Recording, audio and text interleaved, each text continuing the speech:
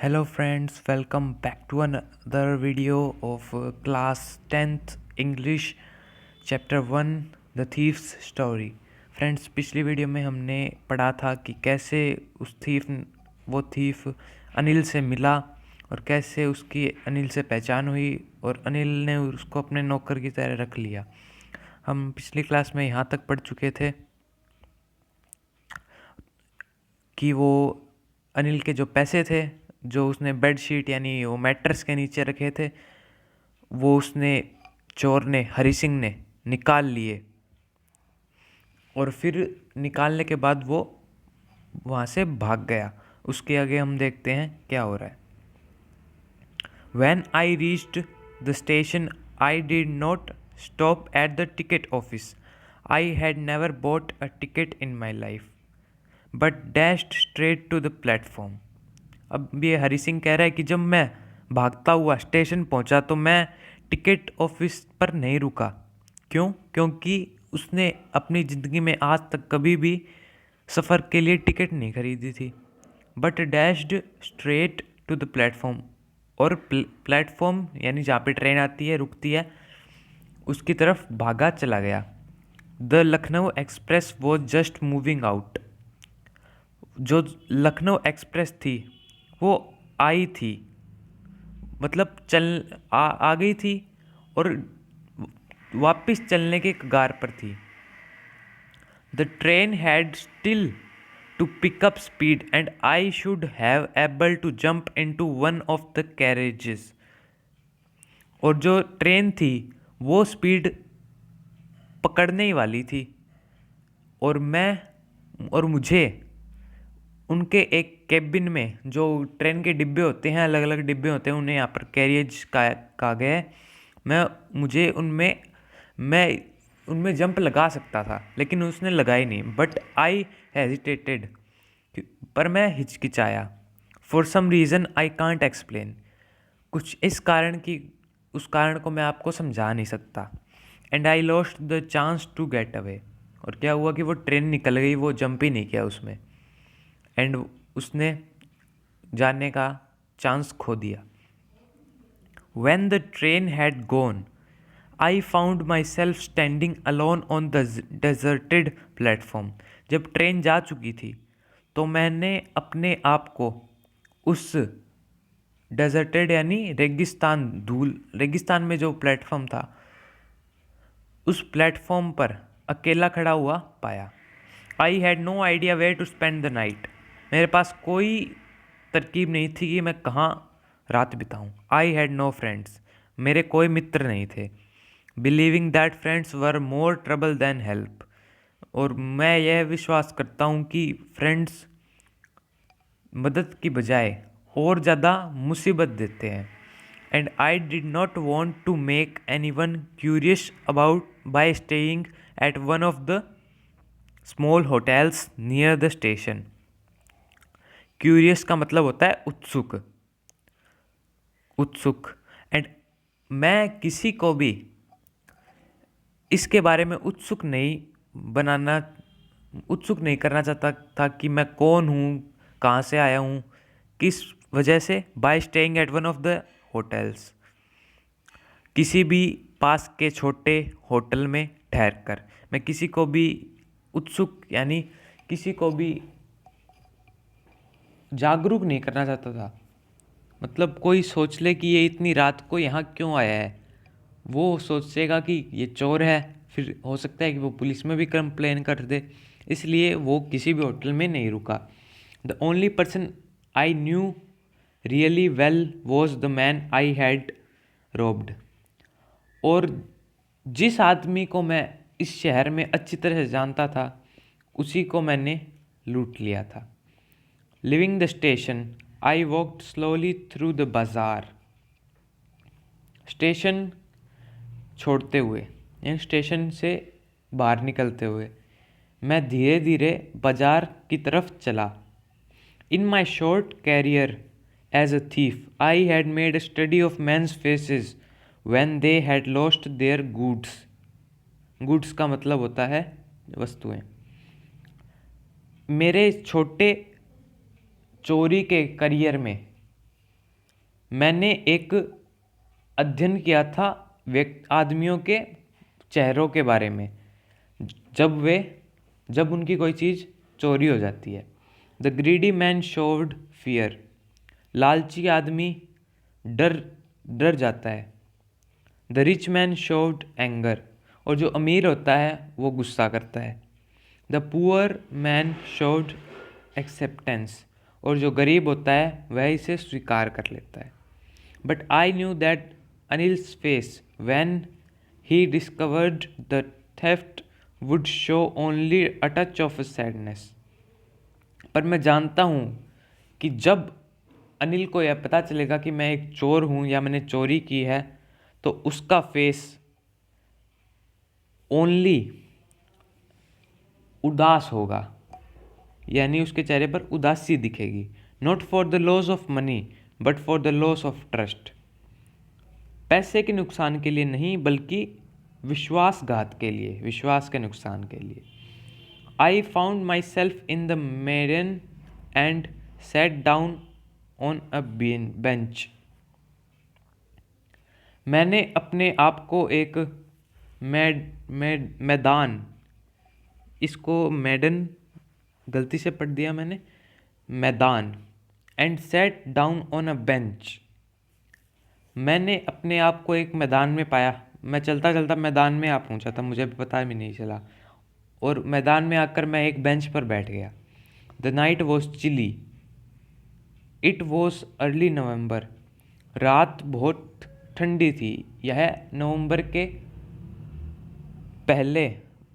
के महीने की पहले कुछ दिनों की बात है, यानी नवंबर के महीने के पहले कुछ दिन, यानी पहला हफ्ता, दूसरा हफ्ता। And a light drizzle added to my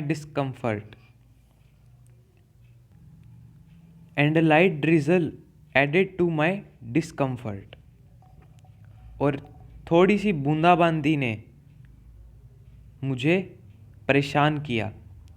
soon it was raining quite heavily, और जल्द ही यह बूंदाबांदी तेज वर्षा में बदल गई। My shirt and pyjama stuck to my skin and a cold wind blew the rain across my face. मेरी shirt, मेरी कमीज और मेरा पजामा मेरे त्वचा से चिपक गए, और एक ठंडी हवा बही मेरे फेस के अक्रॉस, यानी मेरे फेस के सहारे, मेरे फेस के सामने। I went back to the bazaar and set down in the shelter of the clock tower.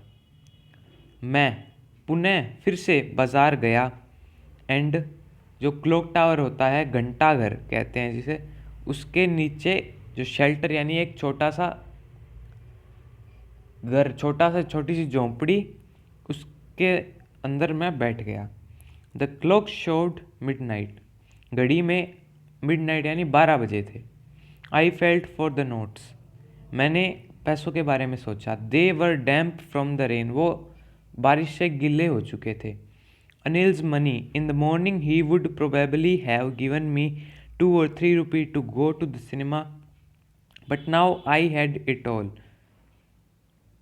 Anil का पैसा, जब कभी वह सुबह मुझे कभी कभार 2 या 3 रुपए देता था सिनेमा देखने जाने के लिए, पर अब मेरे पास ये सारा है, यानी अब अनिल का सारा पैसा मेरे पास है जितना वहाँ पे था। I could not cook his meals, run to the bazaar और learn to write whole sentences any more. और अब मैं ना तो खाना बनाना सीख सकता हूँ, ना मैं बाज़ार जाऊँगा, और ना ही मुझे पूरे वाक्य लिखने आएंगे, या मैं पूरे वाक्य लिखना कभी नहीं सीख पाऊँगा। एनी मोर यानी आगे कुछ नहीं, कभी नहीं।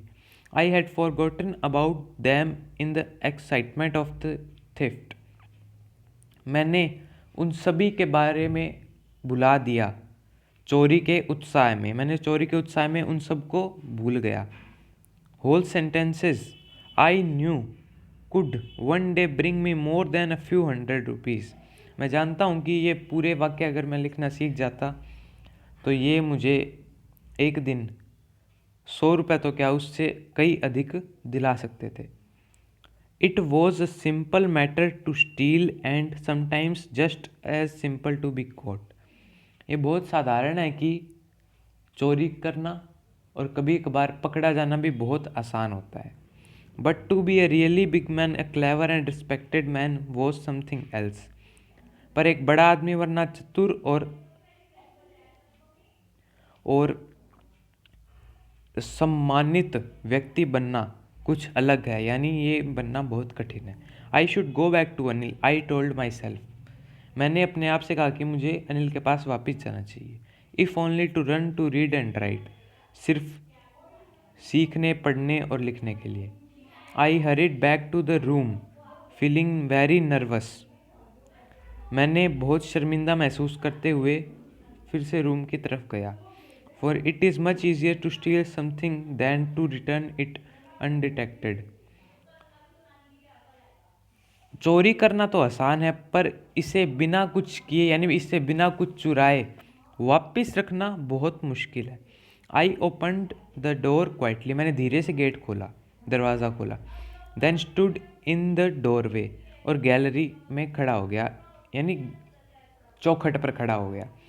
इन क्लाउडेड मूनलाइट, चंद्रमा की बादलों के बीच से आती हुई किरणों के अंदर। अनिल वो स्टिल अस्लीप, अनिल अभी भी सोया हुआ था। I crept to the head of the bed, मैंने हेड की तरफ, यानी बेड के सिरे, ऊपरी सिरे की तरफ रेंगते हुए गया। And my hand cam up with the notes, और मेरे हाथ नोट्स, पैसों की तरफ के ऊपर गए और मैंने वहाँ पे रख दिए। I felt his breath on my hand, मैंने उसकी श्वास अपने हाथों पर महसूस की। मतलब उसके नाक से जो सांस एक बार अंदर लेते हैं और बाहर लेते हैं तो हवा आती है, वो मैंने अपने हाथ पर महसूस की। I remained still for a minute, मैं वहीं बैठा रहा लगभग 1 मिनट के लिए।